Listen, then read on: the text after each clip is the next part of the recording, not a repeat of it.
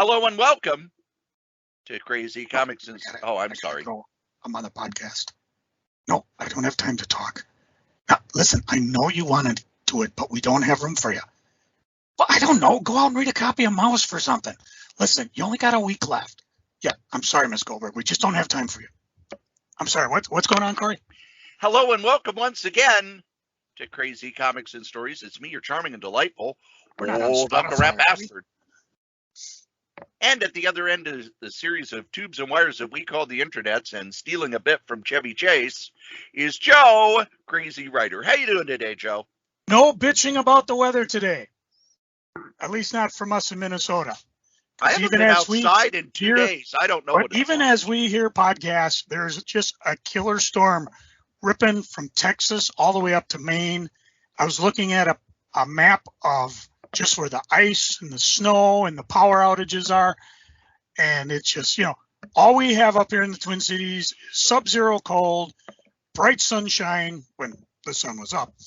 And the wind chills have dropped. The wind's dried. So even now I've got our trusty weather up and it's like 3 degrees. It feels like 3 degrees. There's no wind and the sky is clear. Of course, it's going to get, cold tonight, but, compared to ice storms, the possibility of losing power, stuff like that, yeah, we got it easy. Well, like I said a little earlier, I got home from the group home Tuesday night. I have not been outside since because I don't need to. And what's going on outside? I don't know. I look out the window. It's like, okay, the sun's shining. Up, got to work. Yeah. And then up, wrestling started. And then up, got to work. And then up, got a podcast. I don't know what the outside world is like. See, usually around this time, I want to go out and visit a comic store because I was doing that shtick for a while where I would go visit a comic store on my days off. And there are 2 stores I'm really dying to get to. And I know I've talked about them in the past, but I don't feel like I want to drive cross country in sub-zero cold, and I know how to do it. I know what to bring in the car and how to keep it together. My cars are relatively maintained. But if it breaks down, yeah, there's a freaking story for you. And even today, the only reason I went out was to drop my eBay stuff in the mailbox. And yesterday I had to go out to go to the dentist. I did do some geeking there, but I'll talk about that when we get to the... You were geeking at the dentist? Well, after the dentist, I figured I owed it to myself. I'm in a lot of pain. I think it'd be cooler if you were geeking at the dentist. Oh, there is that. And I did have a very beautiful dentist offer to give me a long, slow root canal. But that's coming up next month. We'll talk about that when we get to freaking.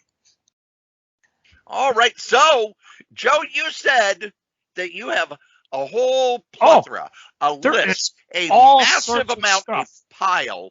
There is stuff going on despite the coldness going on. Matter of fact, I do want to mention an in-store signing down in Mankado at Pulp Comics and Games. Benjamin Percy's going to be there, writer of Wolverine, X-Force, Teen Titans, Green Arrow, Devil's Highway, Year Zero, the upcoming Ghost Rider series, all sorts of stuff. He'll be there February 23rd, 4 to 6 p.m. And, of course, as I look, February 23rd is a Wednesday. So will you be back from Hawaii? Oh, well, we're not going to March, so it's a possibility I could go see that. Oh. So mark that down. Again, Pulp Comics down in Mankado. You can give them a yell. Again, I will mention it a couple of times. It would be kind of cool if I could break down there. I know Wednesdays you're usually committed to AEW wrestling, but and at work. Yeah. So if I could trek down there, it'd be kind of cool. Maybe he'll blurb a little for our podcast. Little microphone ready in case if I go to one of these signings and I can get somebody to talk. But and I believe Pulp was the one that had a whole room of dollar comics. Oh yeah. So I'll probably get there early and just have some fun geeking. Good news for a store that was long since gone. Uncle Hugo's bookstore looks like it will arise from the ashes it was burned down a couple years ago. Bliley found a new building for Uncle Hugo's bookstore. Don Bliley, of course, the owner. And it looks like it will be in Minneapolis, 2 miles east of the old location at 2716 East 31st Street. His 2 stores, he had 2 stores next to each other, science fiction bookstore and a companion mystery bookstore, and they were burned by vandals in 2020 while protests were happening in Minneapolis. He has since cleared and sold the lot and looking to reopen elsewhere, and assisted by an insurance payment and the official Help Save Uncle Hugo's fund at GoFundMe. He informed us on the 28th that, well, I'll just read what he wrote. We've reached agreement on the price of the building that I want to buy for the new uncle's location, and I passed along the earnest money check to my real estate agent midweek, and he passed it along to the title company. So the deal will go through unless something totally unexpected happens before closing. Closing is tentatively scheduled for March 24th. I hope the contractors will be able to start working on the building around the beginning of April. I hope we can open sometime in June. Of course, everything has taken longer than I hoped since the fire, so no guarantees that this will work according to plan. So it goes on and on. You can just type in Bliley finds new Uncle Hugo and you'll get his posting because he keeps it on the Mike Glier's News of Sci-Fi Fandom. This is file number 770. So that was good news, and Cory and I will be heading over there, if not for the opening, definitely shortly after in one of our geeking sessions, because it's a store that's sorely missed. I'm happy to hear he's reopening. I would have expected maybe he might have just called it a night, but the drive when you have a store like that is great to want to keep going. I mean, I talked to Brian Messick, the founder of Hot Comics, currently owner of K&B Collectibles out in Menominee. And of course, I got that feeling too. I can't tell you how many times I dream at night, oh, I just dreamed of having a comic store. Oftentimes it's, the place is leaking and I got to prevent water damage. But I can understand that drive wanting to get back. So it's good to hear. Uncle Hugo's, Uncle Edgar's should be opening up. How'd you feel about that when you heard this, Cory? Well, the first thing I want to point out, the Don Bliley, who owns it, is 70 years old. Yeah. Most people, when they're 70, if their business would have had the issue they had, they would have said, okay, calling it a day. Yeah.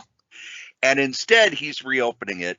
It is one of the most well-known and well-run bookstores in the U.S., probably one of the most famous science fiction bookstores in the U.S. It's been around since 1971. I remember when Greg Ketter kind of downsized Dreamhaven. Don hired as many of the clerks from Dreamhaven as he could because he felt these people know books, they know science fiction, they know this market, they're an invaluable resource. And every time I went in there, all you would have to do is say, I like books like this. And they would give you a laundry list of stuff. These aren't just people who, are there because they want a paycheck. These are people, like most people who work in bookstores and comic shops, they love books. They love reading. They love the whole idea. I like big books and you cannot lie. It also shows that Minnesota, one of the things that isn't talked about much about Minnesota is we're one of the most well-read states in the union, and especially in the Twin Cities, we have more bookstores per capita than any other city, and we have more comic bookstores per capita than any place else in the U.S. because, it's cold. Yes, it's time to read. It makes me really happy. I remember taking my son there when he was younger, and now that he's older and has married a librarian, and their favorite dates are to go to used bookstores and hunt for books, they're going to be able to go to one of the best ones in the world. Very happy about it. We will talk more about it when they reopen. Oh yeah, now, we're going to go. And they also were very big previously in underground comics. So I doubt they will have, the undergrounds they used to have. But I know that they're used books. He still talks about how, and Greg Kenner talks about this too, as baby boomers retire or pass away, there are these huge book collections that are coming out on the market. So if you're looking for used books or even collectible books, that market is exploding right now with tons and tons of stuff flooding into the market. What's next, Joe? Do you remember a comic called Marry Me from Keenspot? Vaguely. Yeah, I talked about it. Marry Me is a fun comic series. It came out from Keenspot, published, I think the first stuff started about 2010. A couple more books were published 2017, 18. Basically, Stasha Tyler is one of your everyday, ordinary, world-famous pop stars, frustrated with her love life and on the verge of a nervous breakdown. One night at a concert in Oklahoma, she shocks the world by accepting the proposal of a random audience member holding a Marry Me sign, forever changing the life of a high school guidance counselor named Guy. I mention this because the other day I saw from a friend of mine, Jeff Michaelis. He does the Cinema Judge podcast, one that we've talked about off and on. We've yet to actually have Jeff on the show, but he's busy banging them away. And he had one listed about an upcoming movie called Marry Me. His podcast, which you can find, just go Cinema Judge, Marry Me on Google, and you'll see all the different places he's listed. He's got interviews with Jennifer Lopez, Owen Wilson, the director, Kat Corio, Sarah Silverman. And again, as I'm listening to this, it's kind of like, this sounds really familiar.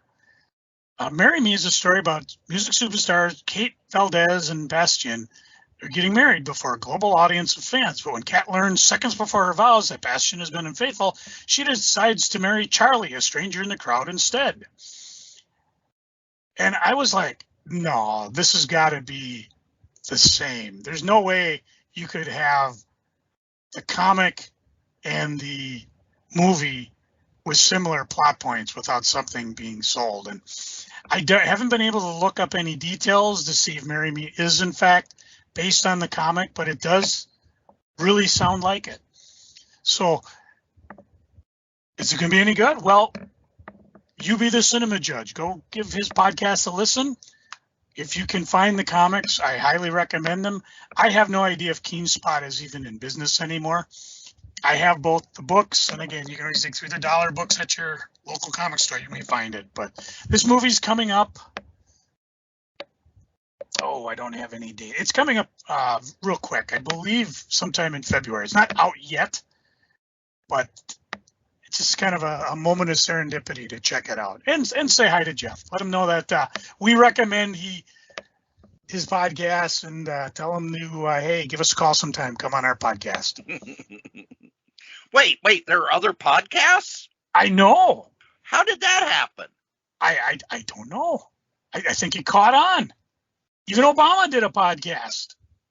Wouldn't be in ours, but Yeah, it's because I don't have a garage. Oh. And yours is full.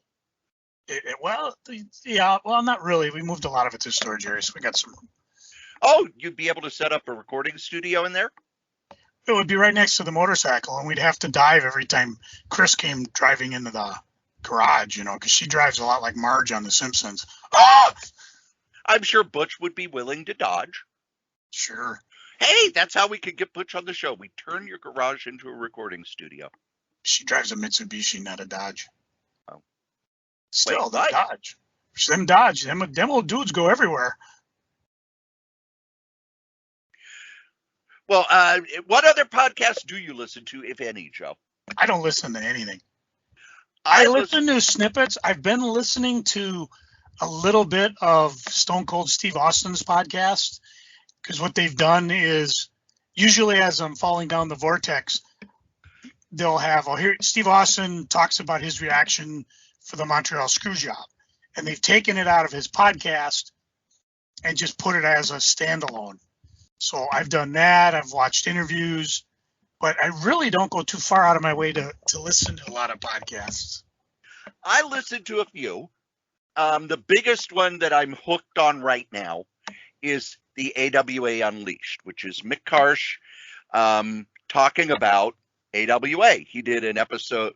They did 2 episodes to kind of get their feet under them. And I sent a bunch of notes basically saying, here's what's working, here's what's not working. And it looks like they've kind of moved into taking some of the suggestions, which is nice, you know. I feel that I've done this long enough that I can help other people. And they've had a special episode. They did a Nick Bockwinkel episode, which taught me a lot I did not know about Nick Bockwinkel, who is the AWA champion off and on for the 70s and 80s. By the way, did you know Nick Bockwinkel was offered the NWA championship? He sat home, did the math, and it was better for him financially to be the AWA champion because he wouldn't have as much in the way of rental cars and hotel rooms and, you know, buying meals on the road. And pretty much anywhere that the AWA was, he could be back sleeping in his own bed within 1 to 2 days. So that's why he stayed at the AWA. They did an episode on Bobby Heenan, and I think they could do 30 episodes on Bobby Heenan. But the thing about that episode I liked the most was they talked about the difference between him in the AWA, where he was he was a wrestler who became a manager, just a heel. And the Bobby Heenan in the WWE, where they transitioned him from being a manager into a character and really sort of used his humor, whereas AWA didn't use his humor as much as they used his fast wits and abilities to make the crowd hate him. Oh, he was good at it. I got to tell you, from someone who grew up on AWA, the Heenan family was hated, absolutely hated. Matter of fact, the only thing you could do, the fastest face change you could do from heel to face would be turn on the Bobby Heenan family. Didn't matter what you did, what you have done. As soon as you turned on him, you were instant face.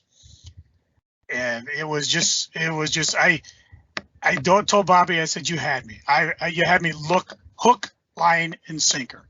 The only guy I ever tell that else to was Jesse Ventura. I said, dude, I was one of the 20,000 yelling Jesse sucks in the Civic Auditorium.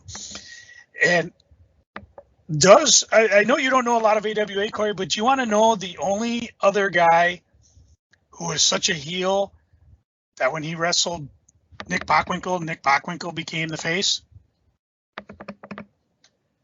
The only person I could think was Ray Stevens, because everybody hated Ray Stevens. If it happened before. I watched. No, it was Sheik Elnam El Casey. Yeah, he came around after I stopped watching. Yeah, when he came, he got a title shot against Nick Bockwinkel, and he may have won. And I think I recall the first match, I think, was called because the Sheik crotched Nick Bockwinkel. By crotched, I mean he picked him up and put him crotch first on the top ropes. In old AWA times, anything with the top ropes was forbidden. You threw an opponent over the top ropes, automatic disqualification. And they always tried to do that in new time wrestling. You saw a little bit of it on WWF wrestling, but eventually it was so common. You had these big guys. That's all they could do. They could throw them through the ropes, throw them over the top ropes. And, of course, being a heel, if you did it when the ref wasn't turning. So that was how the first ended. And the second one, it was a 2-night or 2-month program. Nick Bockwinkel went against the Sheik a second time, won the title, was the AWA champion again. And the best part is the next match, I remember he came out after the match. He goes, Bobby, this is why I don't need the people. Last couple of months, people are cheering me, giving me high fives. Now they're booing me and spitting on me. I don't need anybody. I don't need any fans. I got the belt. I got Bobby. That's all I need. And he rarely raised his voice. He was high. And I'm telling you, I'm paraphrasing this after 40 years of memory. But yeah, Nick was amazing. And I think I've told the story about talking to him on Jesse Ventura's radio show, haven't I? You may have. Yeah, so I'll give a Joe prize to whoever can find that. Or if you care, I can do it on next podcast. But, we want to talk about wrestling, but not too long.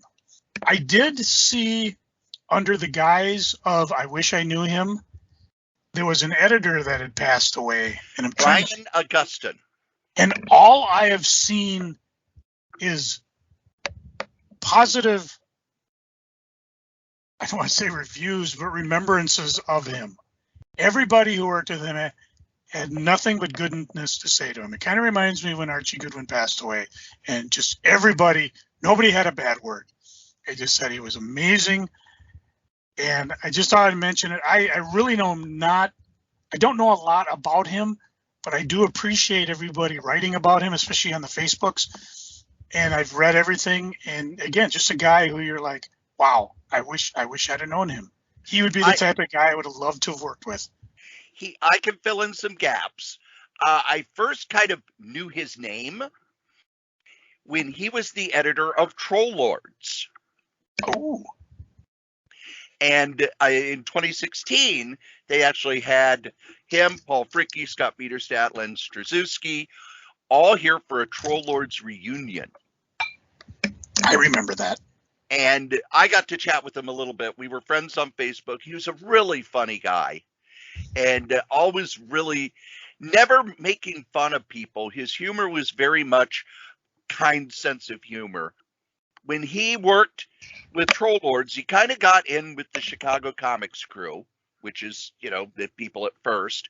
So when Mike Gold from First went to DC, he kind of brought Bryan Augustyn along.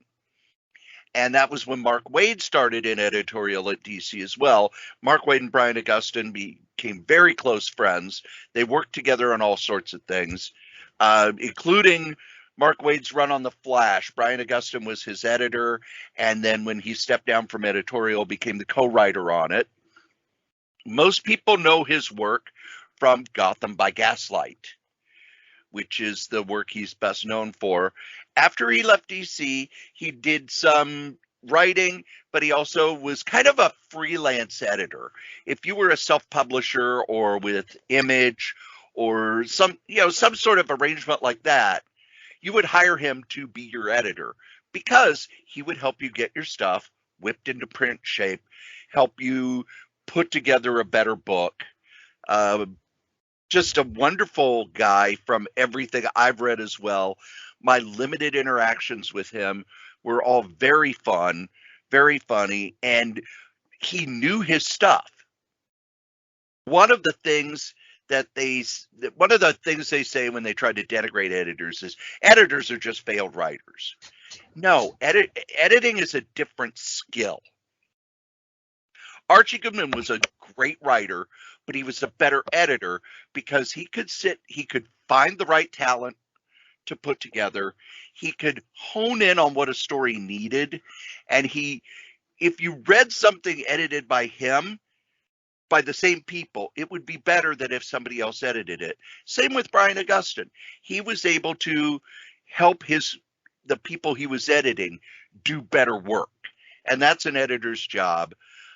He passed away on Tuesday, had a post-surgical stroke. So it was out of the blue, very shocking for a lot of people. And he'll be missed. He'll be missed. And I'm glad that I got to meet him in person at that Troll Lords reunion. I didn't get to talk to him long, which is a shame because he's one of those guys who, when you talk to, you're learning the whole time he's talking. And we're losing a lot of Bronze and Modern Age creators because the years are passing. So again, Joe and I say this all the time.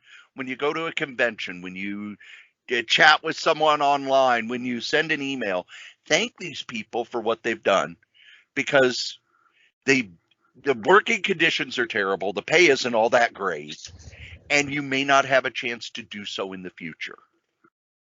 Speaking of thanking, as we imagine we'll talk about, it's the 30th anniversary of the formation of Image. Yes. And I mentioned last week, I think I tried to, Rob Liefeld was talking about it, and I wanted to post something on his Facebook page, but although I follow him, I'm not a friend of his, and I wasn't able to do it. Now, however, I am a Facebook friend of Eric Larson, so I was able to post, as he was talking about the 30th anniversary, what I wanted to do. And I just said, November 1st, 1992, I bought my first comic shop the week Superman died. As 1993 continued, I made a lot of money selling Image comics. Much of my success was due to your upstart company, and whenever I can, I will raise my drink to you guys. Kudos. And then, of course, I got a little like back from Eric, so I was like, at least one of the guys I was able to connect with and let him know that. Now, were you at comic shops yesterday? Have you bought any comics? I was out and about, like I said. I did not go to a comic store. I did get some news that may affect us, though, and I can save it for freaking, or we can just talk about it now since I brought it up. Well, why don't we talk about it after I say I picked up the Image Timeline book? Oh, so it came out. I got mine on order. I might just, did it come with variant covers, or is it just one? Oh, I don't know. I bought it digitally. Oh, okay. Because I would, if it's variants, I've been known to, if I really, really want to read a book, I know I have like the regular cover coming, I'll just buy the variant cover.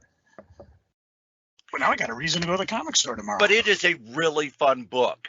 And in it, Jim Valentino talks about how he saved everything. So he's got, in this month, this happened. This month, this happened. This month, this happened. I love that. And they didn't gloss over the warts, did they? No, they talked about everything. That's what I appreciate. And the thing was, there's no editorializing in it. It's this happened on this month. This happened in this month. This happened in this month. Yeah, and it's really, can't argue it happened. Yeah, I really enjoyed it. It's a great package. And if you're a comics fan, it's a good idea to pick it up. There were some jabs at Marvel in it,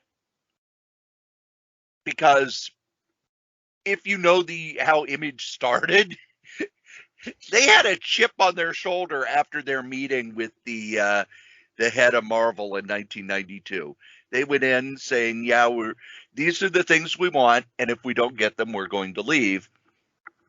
And the head of Marvel offered them the Epic line, but didn't meet their terms. And he said in the meeting, because they were like, "Look, you need big talent in order to keep your sales up, blah, blah, blah, blah, blah." And the head of Marvel, Terry Stewart, said, "Look, you guys are great, yes, but anybody can pick the cotton." And that's kind of what made them go, "Yep, we're done here." Yep. Not the brightest thing they could have said. Although they did go back to have the boys try to pick some cotton with the whole Heroes Reborn thing. They don't dig into that a whole lot. They mention it. They talk about it a little. But I think it was more an outside business thing between Jim Lee and Rob Liefeld. It didn't sound like it really had anything to do with much of the other guys. They were just, "Hey, yeah, I'm going back to work for these guys." Yeah, it was very, in a lot of ways, there's a lot of information there, but it's all very surface level.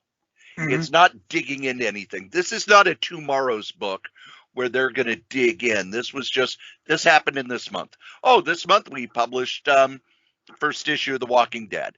In this month we published this, that sort of thing. Did you buy Walking Dead when it first started? I put it on my order, and Christy missed the first 2 issues. Oh. So then I said, to hell with it. I'll just buy the first trade paperback and pick up with issue 7. So I do have from issue 7 up. And the first printing of the first trade paperback, I don't know if that's worth anything, or probably not. It might be. But I was a little irritated that she didn't get the first 2 issues of The Walking Dead when I was the one telling everybody this book's going to be good. I'm reading the interviews, Oh, yeah. and he's talking about how he's basically going to pick up after the George Romero movies. This is going to be good. I can't wait for this. I remember what you told me. You said, I will buy whatever doesn't sell, get 5 and put them on the shelf. Yep. And I think they were in the 20s about then. And you were selling tons of trade paperbacks to the people from the tattoo shop. There was a tattoo shop just in the same building as Crazy Comics. Yeah. And I know on Fridays, when people would get paid, they'd go and they'd get their tattoo, and then they'd come down and, do you got any of that Walking Dead stuff? I was reading a couple of tattoo shops. Yeah, because you were the one taking care of Friday for me. And then I would leave you a note. Sold out of the first 3 Walking Dead trades again. Keep on going. Keep them coming, boys. Well, the tattoo shop was the guy selling them. Because he had them in his shop, and as people were waiting or getting their tattoo done, they'd read them and go, this is great. I hate to say, I don't think the tattoo shop's there anymore. I drive by. No, it's gone now, too, because I looked for it. Yeah, that's too bad. I think the laundromat's still there, though. The laundromat's there. I don't think the building's long for the world. If you've been by there recently, you've noticed what used to be across the street, a bowling alley, is now apartments. They're building a retail center behind it. An old VFW hall has been sitting abandoned. So that whole block is scheduled to be redeveloped eventually. I was actually, and again, this was mid-2000s, I was actually hoping to hang on to do that, because when they redevelop, that means they would pay you money to relocate your shop. And I was thinking that could be the spark to get Crazy Comics to not just break even, but to make money. Because again, my whole idea was I was hoping I could recapture that Hot Comics days where, I could actually make a living off it, not just, okay, this is kind of a hobby shop and fun to hang around with. But to this day, they haven't done it, and we're talking that's at least 15 years from when I closed Crazy Comics. So it moves slow. I know the other kitty corner, so you get one side of the apartments, you got where my shop used to be, across the street is a Hmong funeral home, and then of course you got the parkland. Well, that's actually a brownfield. It used to be, I guess, a rail yard. And it's better to just leave the pollutants there and keep the park under it, because if they dig it up, they run the risk of it just going all over the place. And of course, Chris and I, before we bought our current castle, we actually lived in a duplex that was like half a block away from where Crazy Comics was. The duplex used to be an old rail house where at night the rail crews would sleep there and then get up the next morning, hop in their trains and take off for parts unknown. This was back before 8-hour days where you're like, yeah, you might take a rail train across country. I drive by there quite a bit, usually on my way to the doctor or just taking shortcuts up to the gas station there. There's one there that's always like 10-20 cents cheaper than everybody else. And I'm looking like, oh, that building's open. That could be an interesting comic store. Maybe that one. But I got 3 years to go. Let's see, when does this here podcast drop? Oh, by the time this podcast drop, it'll be under 3 years. Ooh. Yeah, because I got my birthday coming up Sunday. Sunday is the 3-year mark. So celebrate February 6th, 2025. That's my retirement date. And the Super Bowl's on that day. I'll be working. It's time and a half. I don't care. I'm not in the Super Bowl. I'll watch the commercials eventually, especially when you hear people, yeah, this one was great. No, wait, no. Is it this weekend's the Super Bowl? No. I think Pro Bowl is. Or it was Pro Bowl last weekend. I don't remember. I don't know. Cory and I aren't big into sports ball. Well, I'm behind on everything, so it'll be one of those where it's, oh, the Super Bowl. I'll watch it like a month after it's on. Everybody thinks I'm crazy, but it's no. I only have so much time for TV. It's now at the point where I don't get to watch any TV till Thursday after we're done recording. because I'm busy the rest of the week, just insane busy. And during my lunch break, I watch YouTube, and I'll watch like 10 movies that were announced and never came out sort of videos, because it's okay. I'm just eating my lunch. I just want something stupid to watch while I'm eating my lunch. It's the same thing when I'm at work. If I start getting into something, I just need something that I can stop, because I might have to go, screen some skis or help someone with a firearm or something.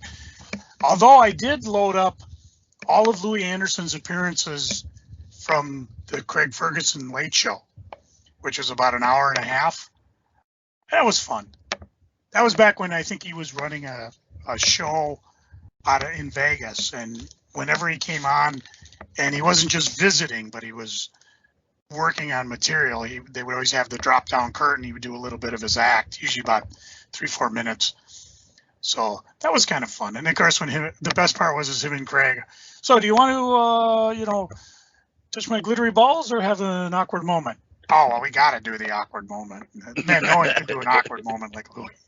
Look at his nails, kind of look around, look down at his feet. Here's how my brain works. You're talking about Louis Anderson working on material. And then I start thinking about how, that's what comedians do at a lot of comedy clubs. And they're having trouble now because your big name comedians, they just want to go on stage and work out some material, but everybody's got cell phones. So yeah. Working on something and it's not done yet, somebody records it, puts it up on the internet. And then they're starting to announce books that'll be coming out. Marvel just put out their previews. So now for the next 3 weeks, they're going to, in the next previews, we've got this. And one of them is their Savage Avengers, which was one long story, has ended. They're going to have another Savage Avengers story, and they've announced, the creators and everything. And they're creators who've kind of worked with other people. So this is their first thing where the book is by them. They're the name on the book. And people are a lot like that with comic creators, I've noticed, because when I saw the announcement, somebody put it up on Facebook, and there were all these people who, I don't know who these creators are. Why are they giving this stuff to second stringers and blah, blah, blah, blah, blah. And all I could think is, how are people supposed to get their feet wet and become creators if you don't have them work on some books? Mark Waid didn't spring forth immediately on Flash. He did some fill-in stories. He did some one-shots. He did, stories here and there. And then he started to get assignments. Or some other books, especially at Marvel, you would see the main creator would kind of leave and someone else would dialogue the book. And then they would take it over when they left. And they're really... there for a while also, you would create a book with Image or a smaller company, and then Marvel would pick you up. And then eventually you would go back because now you have built up your name. Like Ed Brubaker. Ed Brubaker did a ton of stuff nobody knew about in the 90s. He got brought into Marvel by Brian Michael Bendis, did great stuff, made a name for himself, and then went back to Image, where he says he's not going to do anything owned by the big two anymore. But as comic fans, we need to be able to open up and let new people do a book. George Perez. If you look at George Perez's real early stuff in the black and white magazines and on Man Wolf, you would think, oh, this isn't good at all. Because first, he was learning what to do. And second, if you're new, they're not going to give you, they're not giving you Joe Sinnott as your anchor. You're getting the guy who, you're getting the Vince Colettas. So we've got to be, as comic fans, we have to kind of be open to, okay, here's a new guy. I don't know who he is, but the editors at Marvel or the editors at DC or the people who run Image have some faith in him. So I'm going to go ahead and give it a try. See if I like it. Because who knows? You might be reading the next Brian Michael Bendis or the next Jonathan Hickman or the next Grant Morrison. Or the next Chuck Austin. In that case, I'm sorry. Yeah, that's all. There, Joe. There's your tangent. Yep. Wow, I'm learning what it's like. You're the one driving the bus, and I'm the one taking us off onto rabbit trails on the side of the road. I kind of like this. It is cool because you never quite know where you're going to go. And, I just sit back, let you go, because every time you go off, I learn something new. Or you just go, will he please shut the hell up? No, I never do that. Well, except when you're like going off about certain Vince Coletta inking. Yeah, then I'm kind of like, yeah. It's all a rich tapestry. So what else is on your list of stuff? Well, we might have to postpone our preview show. Why? Well, I just got this note from Discount Comic Book Service. Hi, we're experiencing extreme weather where we're located, and this will cause shipping delays. There will be delays in processing shipments while we work to ensure that everyone stays safe during the storm. Due to the extreme weather, there's also expected to be delays in actual shipping, since roadways will be hazardous. Yes. So, and your comics, your comics previews? could be. I got previews, but I didn't get the DC and Marvel because they hadn't shipped yet. But you may also not get any comics next week. Yeah. Because of Canada. Blame Canada. Have you been watching the news? Canada's got this independent trucker coalition thing that's anti-vax and anti-mask, and they're driving across Canada and going to put a blockade up. And it's a mighty convoy rocking through the night. And it has made it so the comics are not being brought out of the printer. Those rotten rat bastards. Now, the thing is, it's funny because most of the people in Canada that I know are like, why don't these people just go to the United States where they put up with this stuff? You always got to put an A behind it. Unless you can speak French and you're in Quebec. And one of my friends was like, they're waving Trump flags. Can we please deport them? Deport them now. Canada is not a conservative country. Even their conservatives make our liberals look like flaming communists. Commies.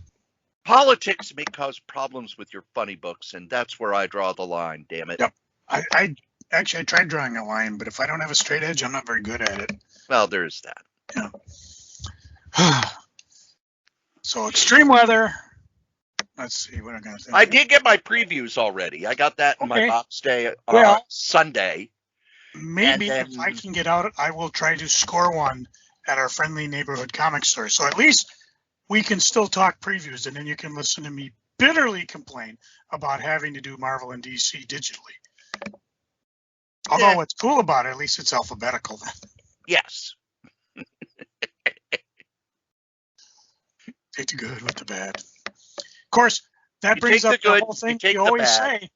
If, in fact, no new comics do ship next week, please help your local comic book store buy something. Dig into some back issues, pick up some graphic novels. If they got supplies, might be a good time to load up on supplies.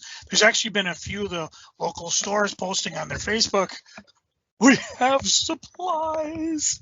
Oh, we don't want to sell them. Supplies. So beautiful just to look at them on the shelf. So that's something to do as well. That's all I got on my list. And you can also pick up some of the stuff that we've been reviewing that we've liked. Oh yeah. If you want to, counter review and pick up something we don't like and just say, you guys are full of crap. Hey, we're all for that. Matter of fact, one of these days we should go back and I can't tell you how many first issues I read where I went, I'll see where it goes. And maybe I'll do a solo episode where it's okay, here's where they went. Yeah, there's a lot of times. Some went in the dumper. Much as I like to review first issues, it's kind of a catch-22 because if it's really good, you want to let people know so they can run out and pick it up. But I tend not to read things until I get the first 6 in. especially with comic books, because sometimes you don't get a lot of setup in that first story. But then I'll go back and I'll read it as a graphic novel. Like the examples I was raving about the last couple episodes: Chew, Irredeemable, Top 10.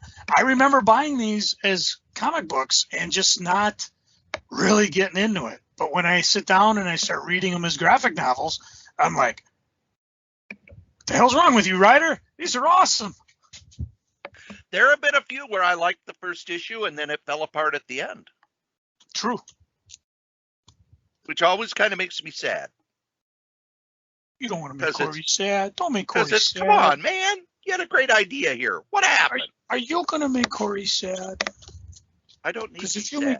If you don't need Cory sad, then someone wants to give Cory a hug. And Cory hates hugs worse than he hates it when I deliver him what looks like a full pie and he opens it up and just in the cellophane window is the pie. I ate the rest of it. That would be a nightmare come to life. Yes. A Homer Simpson.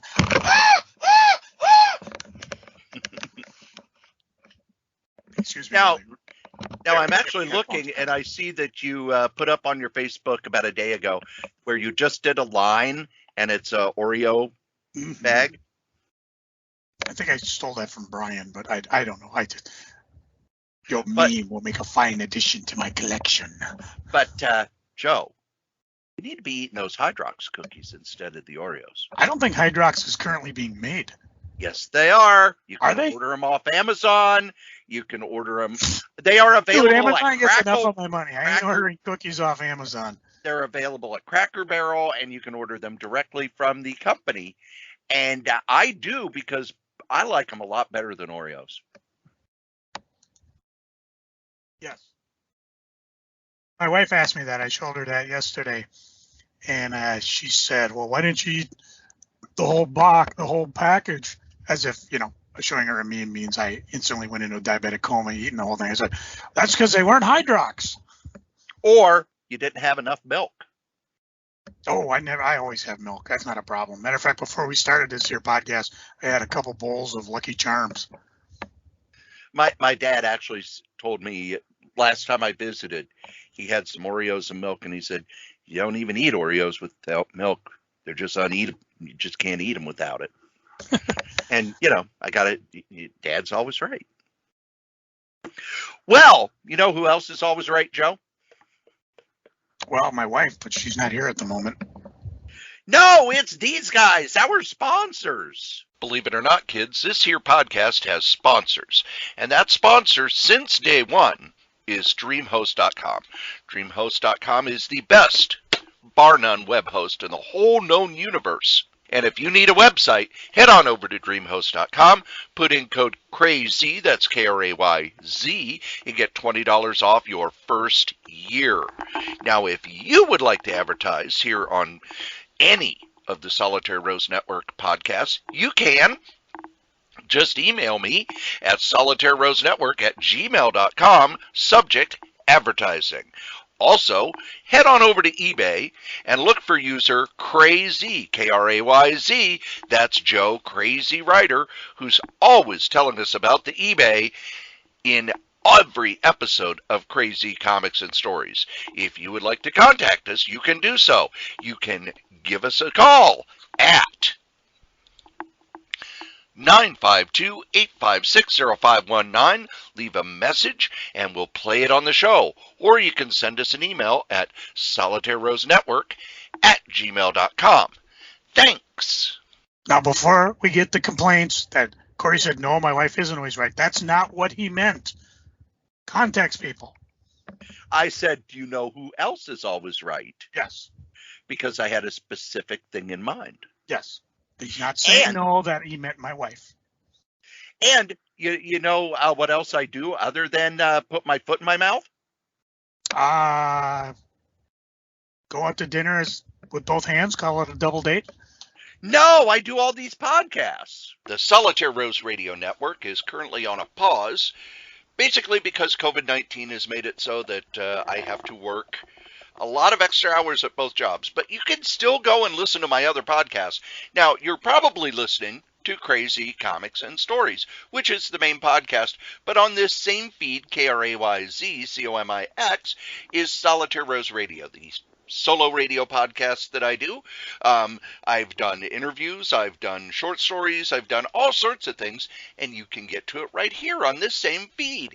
I also do a podcast called Novelcast, where I take the novels I've written and turn them into free audiobooks. That's over at novels.solitairerose.com. Dangerous Dan Moore and I, and of course Wolfie B. Bad, give you bad advice over at badadvice.solitairerose.com.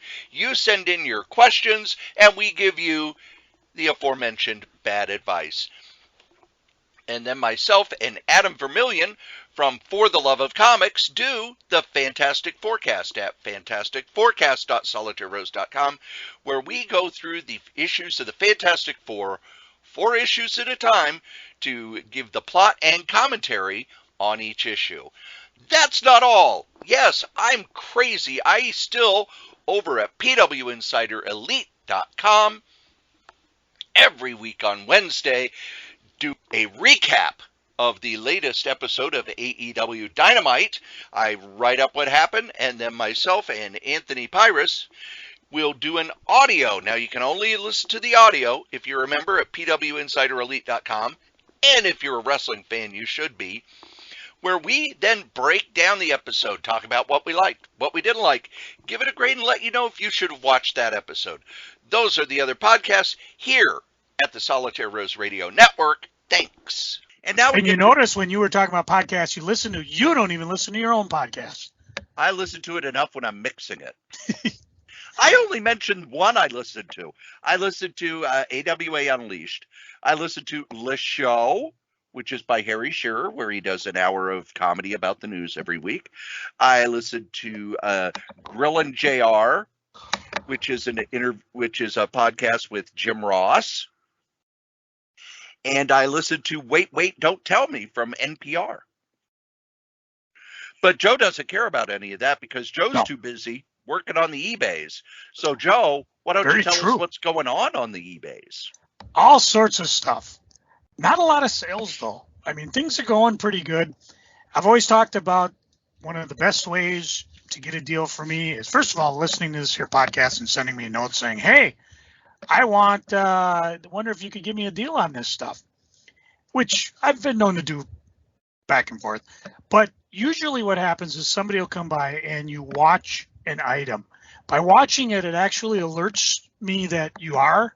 And if I want, I can send you an awesome offer. Some of the things I've sold, and I'm not going to tell them whether I gave them an offer or not.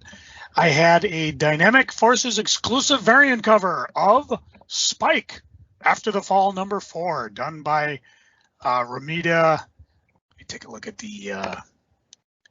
This was from IDW, right?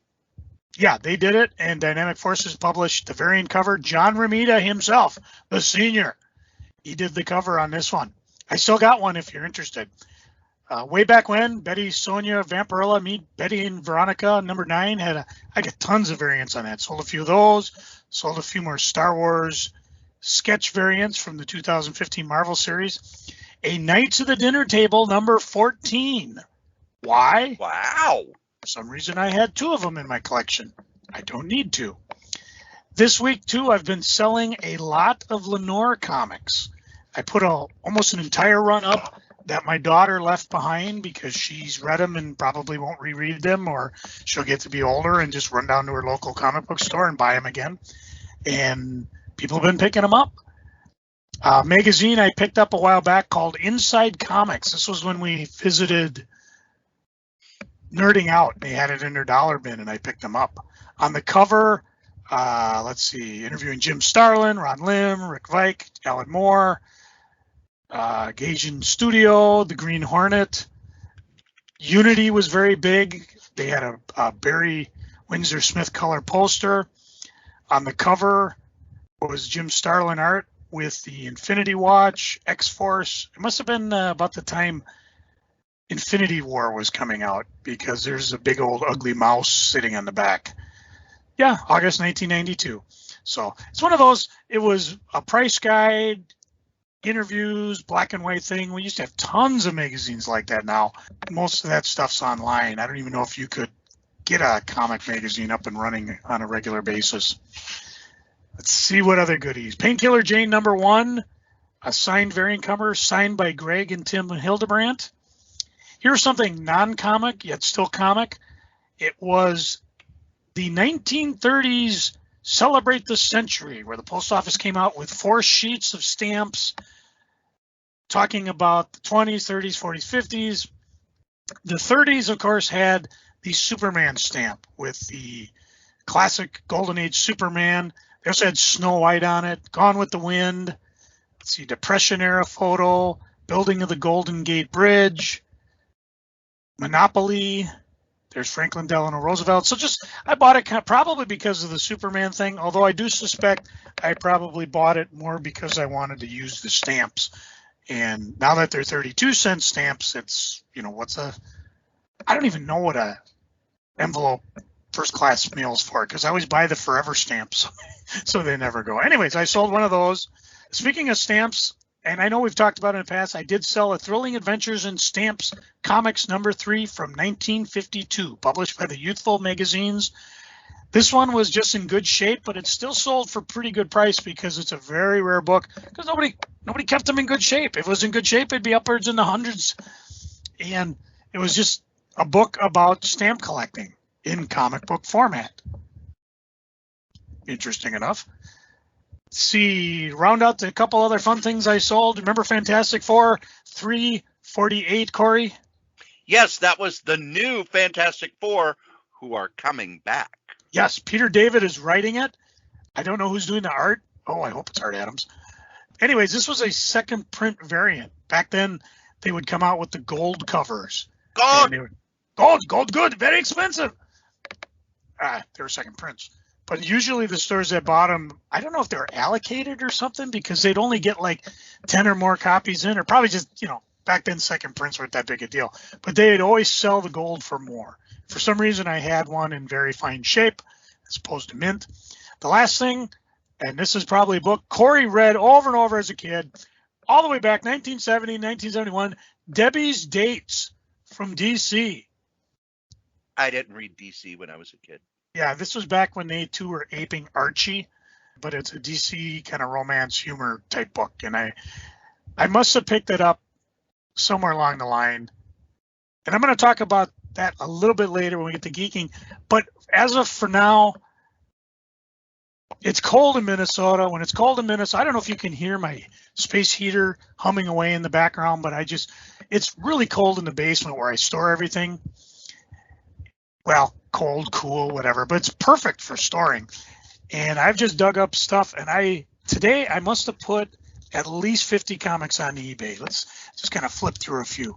Let's see, Night Nurse, the collected edition that came out. I found, the I must have Essential Night Nurse. Yeah, I picked that up, I think, almost every time I was at Comic College, because they had a bunch in the $3 bin. I was like, I don't know if I have this. Well, apparently I had several copies. The Marvel Westerns, Outlaw Files, Most Wanted. This is kind of a fun thing where they go through much like the Marvel handbook, but this is actually done in the way that like letters and articles and that, going through the different characters in the Marvel universe. Man from Atlantis, #1. Let's see, whatever, guys. Some Escape from New York comics. Man from Atlantis, I believe. I'm going to guess now. I believe that one was written by Bill Mantlo and drawn by George Tuska. I do believe you are correct. They don't put them on the cover, but I do remember, because eBay's got this thing now where you have to put down item specifics, and they always ask for writer artists, and so I always make sure to look those up and put them down. Let's see what other fun stuff. Hail Hydra, one shot for during the Secret Wars. There's a hard case #1, one of the gold foil or silver foil ultra limited 100s. Cory, did you ever pick up Marvel TV Galactus, The Real Story? I think I did, but it's one of those books I think I picked up and read, and the story is just gone. It's not in my head. Yeah, It was originally online, and I think what happened was they came around and they published it in a one-shot book. Basically, it's kind of like a real story thing where they're just saying, yeah, this whole Galactus thing is fake, and they do the talking to the hero, and they got the face covered, and you can tell it's Hawkeye. And then they talk to the thing, and he's like, no comment. They talk to Spider-Man, no comment. And Daredevil, no comment. It's fun. It's a one-shot. They're not terribly expensive. Maybe on Marvel Unlimited, but if you can read it, it was fun. Marvel TV Galactus, the real story, or just go to my eBay store. I put my copy up. You know where to go, Krayz. Come get some. And now we get to my favorite part of the show. Woo! Where we go, woo! No, not where I see how many Honey Nut Cheerios I can stuff in my mouth. Oh, 352. This morning it was 70. 70. Oh, yeah. Well, you got to remember not to drink milk with it, because then some of them just slide down the back when you're not trying. No, it's Freaking and Geeking Joe. What are you freaking on? Really, DC? Really? You canceled the Phantom Stranger Omnibus? Did you listen to our podcast and heard how geeky Cory and I were for this? So you canceled it? Yeah, you're going to resolicit it. But man, okay, no swearing. My swear jar's already full. No swearing. Just cursing. I'm going to Hawaii. I've already filled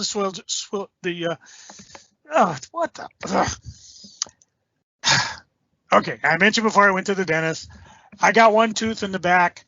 I've complained about this in the past. Growing up, Cory and I, when they had cavities, they used to nuke the tooth and fill it with silver. Well, now what's happened, it just makes the teeth weak. So I've got the same pain I had when I was out in Washington for 7 months back in when I went out there to work for TSA. It aches sometimes. Sometimes the pressure's hard. Problem is, what they got to do is they got to remove the filling and inspect to see if the tooth is cracked underneath. There's no signs of it cracked ahead of time. If it's cracked, they have to remove it.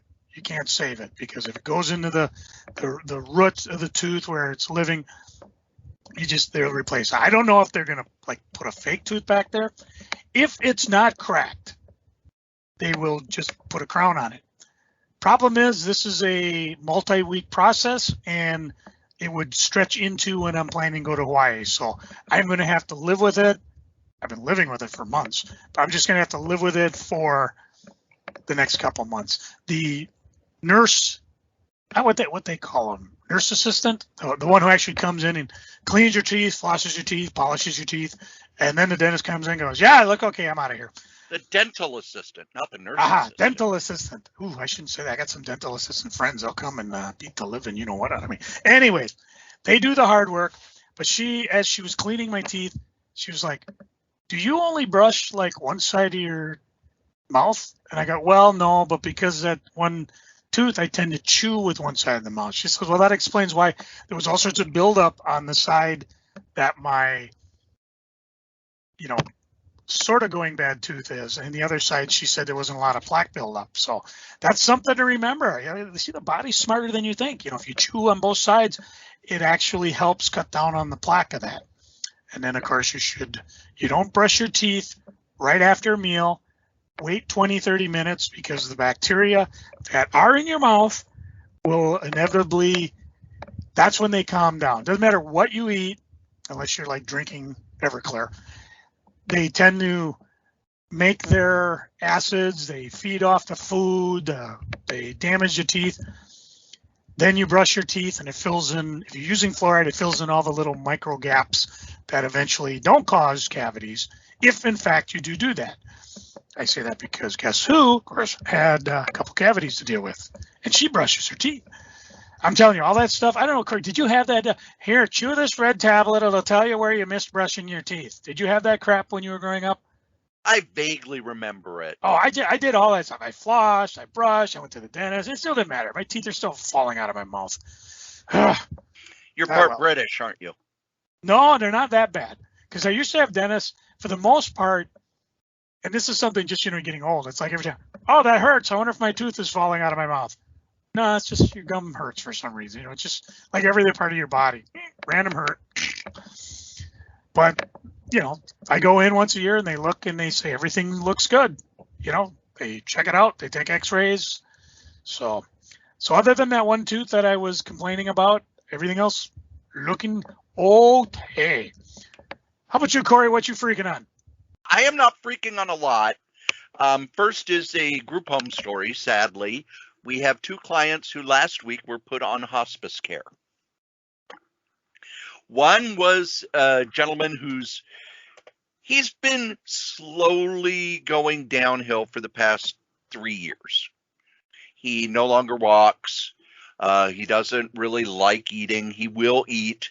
But he used to be a guy who would pace the house. If he wasn't laying down in bed, he was pacing the house.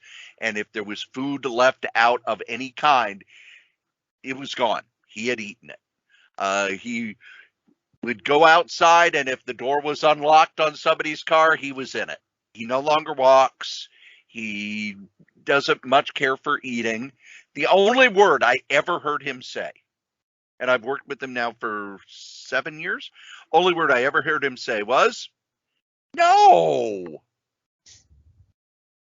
If you'd say, do you want to do this? Do you want this? Do you want that? He'd just do it or take it or grab. But if it was something he didn't want to do, he would just look at you and, no.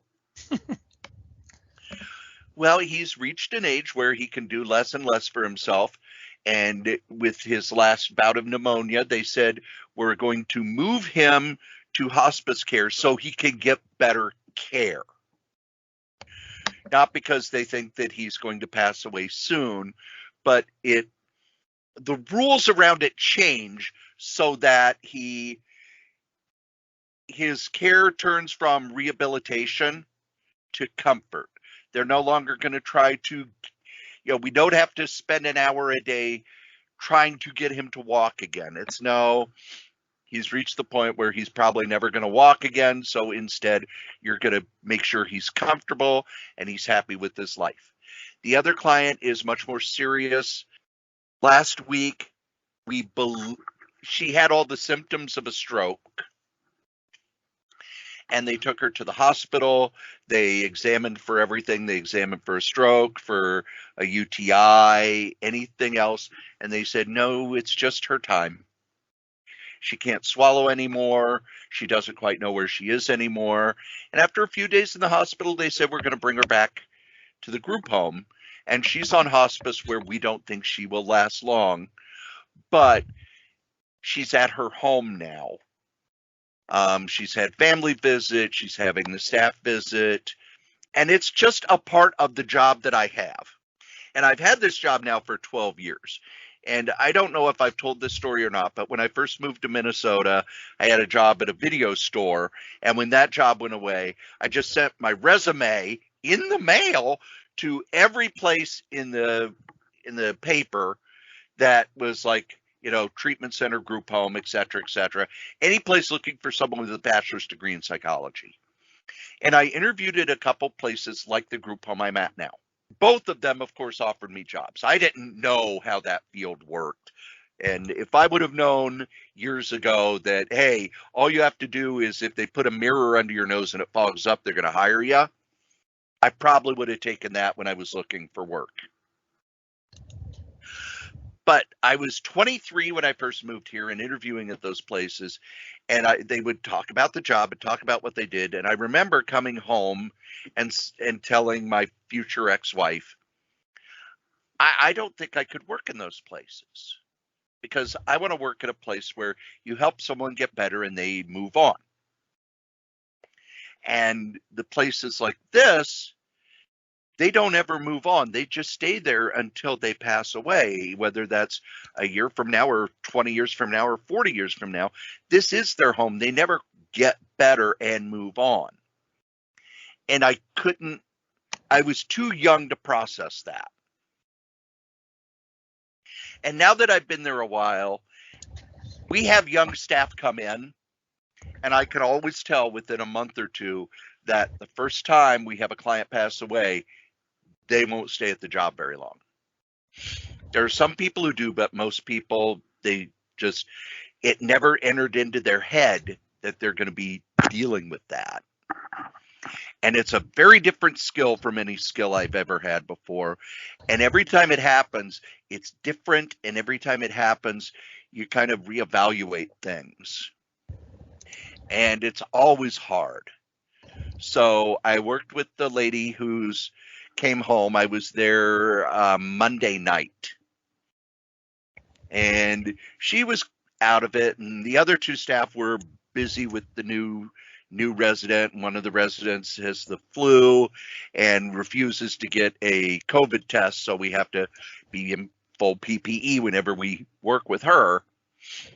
So they were just kind of leaving me alone, and I just sat in her room and I pulled up the book I was reading and I just read to her for the majority of my shift. And I felt that was the best thing I could do. And the other thing I am freaking on is that I am really burned out at my office job, really burned out. We are incredibly short-staffed. The work is piling up, and they really don't have any sort of way to get new people in to help with that. I'm taking 3 days off next week to just kind of reset my brain, because if I'm taking calls, that's all I'm doing. And it's boom, boom, boom, boom, boom, boom, boom, boom, boom. It's just as busy as during open enrollment. But now it's not open enrollment, so you have time to do these other things. No, I don't. Comic-wise, I have no complaints about comics, because one of the reasons I'm happy Joe had his list of comic news, I haven't read anything. I haven't read anything having to do with comic news or news itself. I'm not joking when I say I have no idea what the weather's going to be, because I don't leave the house. If I'm not going to leave the house and I don't have to go anywhere, I'm not going to pay attention to it, because I only have so much bandwidth, and it's all being taken up right now. So that's where I am mentally. Joe, what are you geeking on? I got one more freaking. Oh, okay. Peter David just posted on Facebook 13 minutes ago as we record this. Long story short, I'm suffering from kidney failure. Either began while I had a stroke and my right kidney shut down for a while, or it began even longer than that because of my CPAP machine, because among other things, kidney failure. Nearly 8 weeks have gone by since I informed Phillips, and still no replacement, of course. My kidney doctor has given me 3 options: a kidney transplant, so my name is going on the list. I could go in for dialysis, but I have no desire to spend 4 hours a day in a hospital, 3 days a week, not to mention that would be it for going out of town conventions. My third option is to hook myself up on a machine every night that will do the fluid exchange my body requires. I've opted for taking that. Aging. I know aging, but it beats the alternative. So, like Cory said, if you get a chance, let your favorite creator know how you feel. On to geeking. Oh man, Facebook, you're killing me. You're killing me. All these different things have popped up. There's from Comic Book Quest an Edge of the Spider-Verse #2 facsimile Tyler Kirkham variant, which is really cool. Not to be outdone, Frankie's Comic has a Peach Momoko Edge of Spider-Verse #2 facsimile, and I'm loving Peach's stuff. If that ain't enough, over on Super Rare Fight Goods, they have a Superman versus Muhammad Ali. I don't know if they're talking about it or if they just have one they're going to sell. I think what they do is they've got that hardcover book that came out a while back, and somebody there, Neil Adams, is talking about creating it. So check that out. That's over on superrare.com. And be careful, because they do have a store. I bought it from eBay, and it's really, really cool. I bought a Land of the Lost Pylon light up matrix table. It is really cool. It was put together by hand when you order it. Comes with little LCD lights that twist on the bottom and turn the light on. Just really, really cool. You can still get one on the eBays. The guy who's doing it still has 5 available as we talk now. So I got #6. After that, I went to the dentist. I did a bit of a geeking because I didn't usually when I get out and I do something, I'm either going specifically or I have somewhere I want to go, or I just happen to be out and I'm like, well, geez, I want to go over to the source. I want to go over to Hot Comics, fill in the neighbor. Well, I wandered through Maplewood Mall, which is a typical mall. It's sad. There's a lot of openings. Many of the stores must only have one person in them because half the time I walk by and the gate's closed and I'm like, but it's 11 o'clock. You're supposed to be open. If you only got one person and you got to go to the bathroom, clunk, shut the gate. I wandered through places where I used to find stuff. The pop-up toy store that usually shows up is long gone. Went through Spencer Gifts, popped through Hot Topics, found some fun stuff on clearance. The cool thing in Maplewood Mall is they have the only one in town, I believe, FYE, which I've talked about in the past. And they were doing they do the things that annoy me. 70% off stuff. And I was like, I'm wandering through and I'm seeing, buy one, get one free, buy two, get one free. I'm seeing other stuff that, is discounted, but I did find something on clearance. Instead of paying $34.77 for $3.48, I found another copy of Howard Stern Comes Again. Do you, Cory, did I give you my copy or did I give that to my sister? Okay, so you got that. I will give this to my sister because she wanted to read it. So I will just send that to her kind of as an early birthday gift. So, but that's what I like to do. And the guys there were great because I'm talking. I said, it's a pretty cool book. I said, yeah, but it'd be more fun. I'm going to buy it and send it to someone who doesn't like Howard Stern. Oh, my sister likes Howard Stern, so don't worry about it. The last thing I wandered through, of course, is Barnes? Yeah, Barnes and Noble. And the one thing I noticed about all the shops I went through, except maybe FYE, boy, they really have cut back their inventory in the store. I don't know if that's a self-preservation thing or because it's after Christmas, move the stock online. Because all these stores, for the most part, have online retail presence. But boy, you guys are really not giving me reasons to come back and wander through your shop because there's just not a lot there. Even Barnes and Noble. I mean, I was looking, and I'm in a buying mood because I haven't bought in a while. But for $8, I found a copy of Indianapolis, the true story of the worst sea disaster in U.S. naval history, and the 50-year fight to exonerate the innocent man being the captain who was given the downfall. And I'm looking forward to reading this. It's by New York Times bestselling author Lynn Vincent and National Geographic historian Sarah Vladek. And I like history books. I mean, we talked comic history a little bit today. So I'm really, really looking forward to reading these. So that was my Geek On. What? Did you say reading? Why, yes, I read a lot. I read a book we picked up from, I believe it was called Heroes World over in Menominee.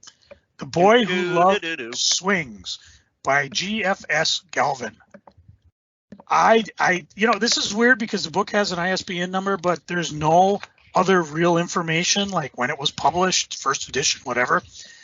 It's a depressing story about a bully. It does not end on the happiest of notes. And again, I don't know if I'm spoiling this, and if you ever want to pick this up, skirt 10 seconds forward, he gets a gun and goes to school. That's pretty much all I'm going to say about that. How do you say it, Cory, when it was a good graphic novel but a horrific subject? Yes. Okay, I'll go with that. I don't want to say I liked it. I don't regret reading it. Other things I read of a slightly, how would you say, less serious tone. I did read the fourth book of Chew. Remember, I read Chew and it was out of text. I am so in love with Tony Chew's sister. Oh, anyways, in the Kickstarter in the mail, I got a copy from Source Point Press. Tony Schiavone Butts in the Seats, the Tony Schiavone story. Tony Schiavone, I knew him as the WCW announcer around the Monday Night Wars, but he is so much more than that. As he wasn't in WCW, he talks a lot about how he got there, his break in early wrestling, meeting his wife. Of course, like when these guys write about their wives, I'm instantly in love with his wife. I mean, he has nothing but glowing terms to say about her. How he got into the AWA, how he got into WWE, how he got let go by the WWE, the whole war thing we talked about, him going into sports announcing, how he was a fit, how he was a shoo-in, just how things, when they seemed like they weren't going well, just seemed to happen well for him. And I believe he's in AEW now, isn't he? Yes, he is. Yeah, they cover a little bit about that too. He's part of the announce team on AEW Dynamite, which is their flagship show on Wednesdays. And I believe he does one of the AEW Darks with Paul White, who's no longer the Big Show. Yeah, he writes, and of course, this again another spoiler. A few years prior, I was miserable. I thought I was out of wrestling, and I would have to give up my house. But now I'm financially secure and having the time of my life with old friends. As he's got his hand raised with, is that Jim Ross? Yeah, got to be cowboy hat. Yeah, all elite AEW, and then he's got a couple spots in the back. Where he would go out drinking with. Oh, who's he drinking with? Barry Windham. And they would drink shots, and then they'd eat jalapeno peppers. And later that day, he's on the crapper. Hey, how those jalapenos from last night treating you, Shivani? Your father, Blackjack Mulligan, was my favorite wrestler, but you can go to. This is a fantastic book. I mean, it's a slice of life, fun story for Tony Schiavone. He does cover the butts in the seats incident, hence the name in the story. Because I got it through Facebook, I've got a tipped-in plate where he signed it, Dirk Manning signed it, Josh Werner. That's, of course, I believe the co-writer and the artist. And if you're a wrestling fan, you definitely want to pick this one up. Another awesome one. Cory suffered through me sending him panels of Lobo by Keith Griffith, Alan Grant, volumes 1 and 2, which I read through. I remember reading these when they first came out. Some of the later ones I didn't. Just chaotically fun, ultra-violent Lobo, the way he's meant to be. Just hilarious. This covers almost everything I think they've done. Lobo 1 through 4, the Parliamentary Christmas Special, Lobo's Back, Lobo Blazing Chains of Love, the Convention Special. That's Volume 1. Volume 2 has Lobo Infanticide, which I did not read. Lobo Death and Taxes, same thing. Lobo 58, the Authority Lobo, Jingle Hell, and the Authority Lobo Spring Break Massacre. Just silly, wonderful, violent, gory, crazy fun. I don't know if I talked about this one or not. It's in my pile. A book called My Pretty Vampire by Katie Skelly. This is from Fantagraphic Books. Clover is lovely and undying, and she's not allowed to forget it. A vampire treasure, but she's locked away by her brother and coveted by rapacious consumers. But her thirst for blood is also feral. It's an immoral demand on her freedom. Soon she'll bite down hard on the smooth neck of the world. As you're reading this, you're like, I don't know who I'm supposed to be rooting for, but this was a lot of fun reading. So if you're big on vampires, ones that don't glitter, definitely pick that up. I reached over my comic pile. You thought I was just reading graphic novels, huh? Silly mortal. Let's see, where am I? I reread Heroes Reborn: The Return. The one we talked about earlier. This is back then. This was written by Peter David, and LaRucca did the art with Hannah. And I figure since there's a new one coming up, I might as well reread this one. No, I lie. I actually had this just in my pile because I got all 4 issues for $5 from Steve Brown, and I thought, okay, I'll read them. Never mind, I've got them somewhere in my collection. I mentioned last week I finally had issue 2 of Super Secret Crisis War. This is the Cartoon Network crossover with Samurai Jack, Ben 10, Powerpuff Girls, Ed, and Eddie, and Dexter Laboratory. Ed, and Eddie? You know, it works. It was a lot of fun. Louise Simonson wrote it. Derek Charm drew it. It has a bunch of one-shots that tie into it that I didn't get, which I'll probably try to find now. But if you have a fan who likes these books, or you like them yourself, or you like the TV program, it was just a fun joyous occasion. They could have made this. I think they might have. They could have made this a series on Cartoon Network. Let's see some other things I read. I finally got around to reading Fantastic Four Annual 1. No, not the original one. The reprint that just came out. Where they go in and they not only they take issue number 1 and they get a oodles of artists to take a page and redraw it. It's a who's who of people doing it. And then the second half of the book is the infamous Annual 1, where they just have everybody pick a page and draw it, and we'll put it together.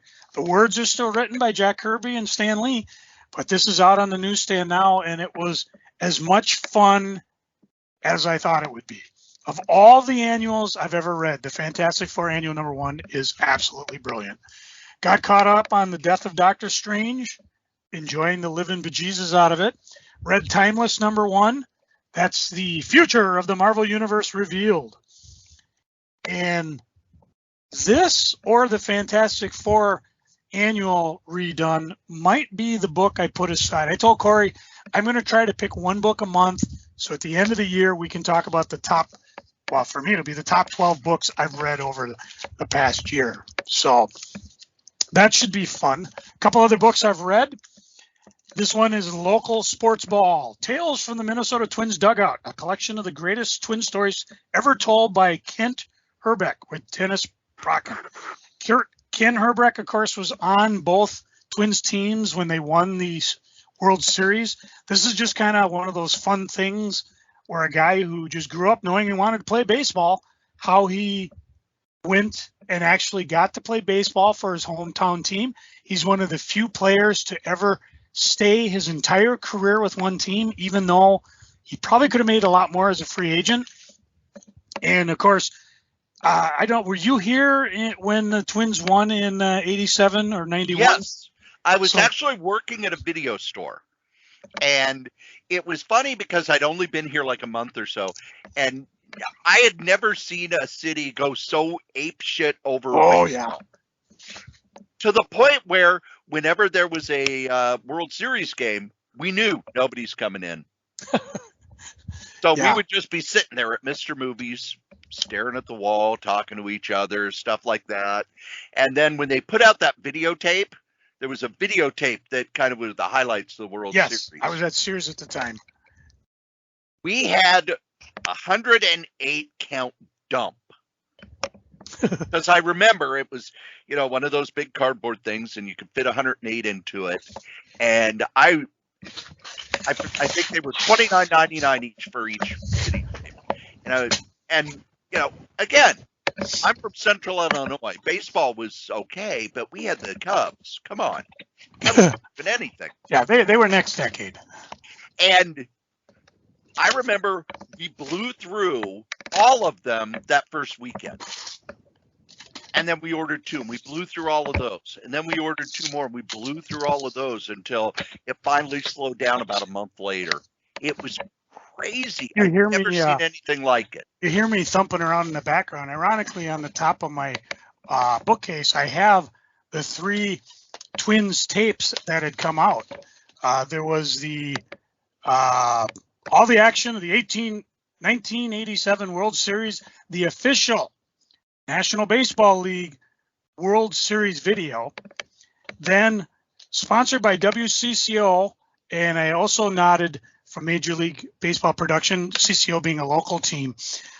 Simply the best, Minnesota Twins. This is the 1991, but the one that really got everybody, Video Magazine came out with an unauthorized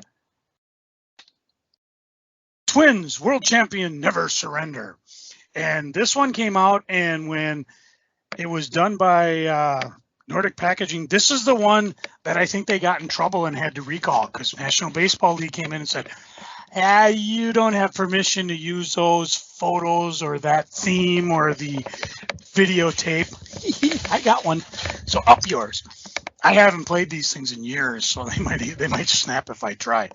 Yeah, and not to go too much further into it, but it was hard to describe because Minnesota had a complex. The Vikings have been to the Super Bowl 4 times and lost every time. Minnesota North Stars went to the, what do they Stanley call it? Cup. Thank you, Stanley Cup twice. And even the last time they were here before Green moved them down to Texas, they lost both times. So we were just like, we're never going to win shit. And when the Twins came along and won, we went apeshit. I unfortunately have the flu, so I didn't get to go downtown when they did the parade. But even Herbeck talks about it in his book. You know, it was crazy. People were in the streets next to the cars, high-fiving us. That doesn't happen at victory parades. Usually everybody's apart, the cops have them, but the cops were there high-fiving them with them. It was just insane. And it was, again, local sports history, but it was fun to relive that reading the book. I finally dug into my Christmas present, Dave Grohl, The Storyteller, Tales of Life and Music. This is one of those books, much like Kent Herbeck's book on the Minnesota Twins. Hey, if you're listening to this, you're probably not going to be a rock star. Dave Grohl always wanted to be a rock star, and I had no idea just how much of his blood, sweat, and tears he actually put into it. Not only, and the weird thing is that the other thing that freaked me out was he'd only known Kurt Cobain for 3.5 years before Kurt passed away. But he was in, I can't find it now. He was in another punk rock band. He talked about it for half the book, and I can't find it. Scream, that was the name of it.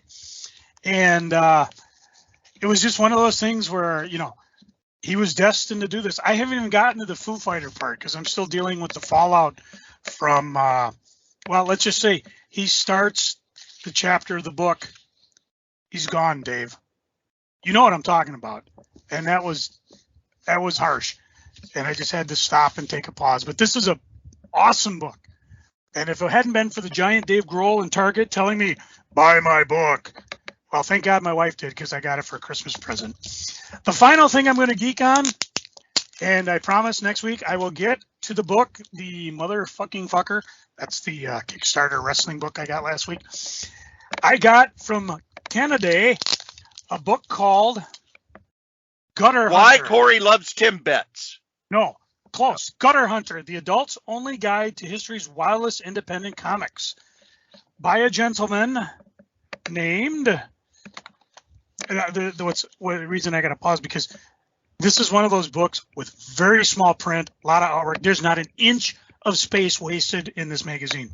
Robin, I'm not sure how you say it, Bogie, Bougie. Write that down because you can go to Facebook or maybe I think it's robinbogie.com, whatever, and order a copy of this. This is basically what he's doing is he's talking about the joy you get when you found some type of book that you've never seen before. And he says it's his adults only guide to history of the wildest independent comics. He starts out talking about Joe Matt's Peep Show, which I know we've talked about ages ago. As I went through this, the first thing I did is I flipped through because this is a lot of reading for $12, and it's definitely worth the money. I think the first one I noticed that I've read in the past was The Underground Bizarre Sex. Going through this, he talks about black exploitation. I can't even say the word. Blaxploitation. Thank you. The comics that were there, and he's talking about these are the type of things that Cory, I'd love to give a copy of this to you to see if you've even seen some of these books because these are just like I talked about the SOS book from Frank Graphics last podcast. These are the type of books that you're lucky if you've even seen them. Out of all the books in there, I think I've read 4 of them, sold in my shop maybe 6 of them, and some of them I've just never heard about. Some of them it's just because they were so small they didn't make it anywhere. Like Demon's Blood from 1986, Odyssey Publishing. This is a fantastic book. If you're a fan of comics, I think you should go to this guy's website. And let me just find it. Really, Robin? You didn't put the website in this thing? Or maybe I'm just not seeing it. I don't have my readers with me. But again, Gutter Hunter, Robin Boyd, Mind's Eye, I believe is the publisher. And it's phenomenal reading. And I'm sure I'm going to be blabbing more about it. This comic is a lot like how I buy comics. And I think you guys figure that out as you listen to me go on and on for these past 11 years. And don't forget to remind me to thank you for doing that. If I see something in a box, especially if it's cheap and I've never seen before, I will definitely pop it out and buy it. The comic I talked about before, the thrilling adventures in stamps, or even the one that our listener talked about, the Peter Pan peanut butter caps comics, which I never recalled. I didn't win those, by the way. I could have, but I would have just turned them on eBay. Actually, I should have. I wanted to read them anyways. Or even the aforementioned swear book about wrestling romance stuff. If I find something I have never read before, be it either in the previews and you caught my attention, or more fun when I'm just digging through back issue bins, that's kind of what drives me going forward. And, going back and discovering things like My Pretty Vampire, or rereading things from days gone past, like Lobo by Keith Giffen. I hope somewhere. Lobo! Bring back Sheriff Lobo! Left out, back outside. Good stuff. I just hope, as you guys listen to this, that you get a chance to find something, or like, hey, Rider talked about that. Maybe I should pick it up. And, if you want to call me and say, you're nuts. This book was bad. I don't buy just it sucks. I want to hear why. That's kind of what we're doing this for. And we enjoy it. And all right, I've had enough. I've had my fun geeking. Cory, what you geeking on? What's got you happy today? I have 3 days off next week. What days you got off? He says. Wednesday, Thursday, and Friday. Oh, those are my days off. I'm game if you are. Of course, Wednesday you're busy. Thursday we pod. Well, maybe not. I don't know. Why don't we find out what Butch is up to? Yeah, we could go geeking on Friday. That would be fun. Well, Friday I work, but Thursday. Oh, we could do that. Let's see. What else have I been geeking? I've fallen down the YouTube rabbit hole. I'm watching all sorts of stuff. I talked a little about it on Facebook. I'm watching the entire history of the world, which is a BBC series about how Earth was created and the major epochs. I am now at the Great Oxygen Die-Off, which is the first mass extinction. As life started to evolve, you had most of the life was kind of clustered around the heat vents, and we'd use that for energy. But there were some that started having this chlorophyll in them, and they were using the sun's energy to create their energy, and they gave off a waste product of oxygen. Now the problem was there weren't any oxygen breathing animals, because there weren't any animals. There weren't any. These were the first plants. So our oxygen became completely filled, our atmosphere became completely filled with oxygen, and there was so much oxygen in the ocean, it killed off 99% of all life. The only life that survived were those little one-celled organisms by the vents, and some of the cells with the chlorophyll in them, and it caused the entire Earth to freeze for millions of years. And they don't just tell you about this stuff, they also will have where they got the information flash on the screen. Like, you can read more about this here. You can read more. Is that the one where we don't really know a lot about it because there's just not a lot left in the fossil record? We know it happened, we just don't know a lot about it. Right. Cool. Because I know something. Single-cell organisms don't leave fossils. And there is, the next one is called the Boring Billion, which is a billion years where evolution really didn't move anything because all of the life forms were kind of fine.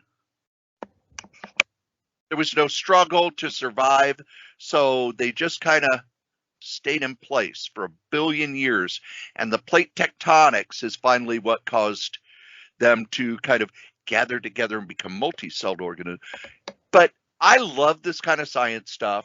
So people will ask on a Saturday night, "Hey, Cory, it's 9 o'clock on a Saturday night. What you doing?" "Watching science documentaries."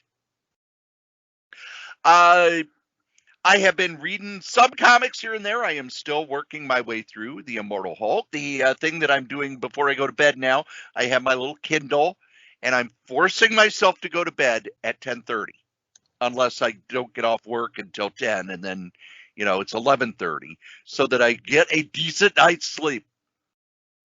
I need to be in my bed, but I can stay up and read, and I've been reading mystery novels, and you can read about it on Facebook, but I'm reading one now where the character was given a business card, and on the business card was just the name of a bank and a safe deposit box, and then a bunch of gibberish on the back.